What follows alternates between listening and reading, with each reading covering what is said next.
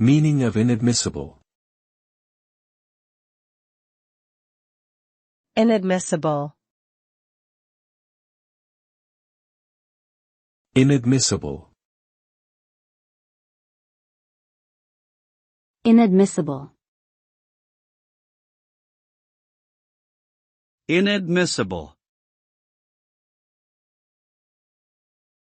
The word inadmissible refers to something that is not acceptable or cannot be allowed, especially as evidence in a legal context. For example, evidence obtained through illegal means may be considered inadmissible in court. In broader usage, it can describe anything that is not permissible or acceptable according to certain standards or rules.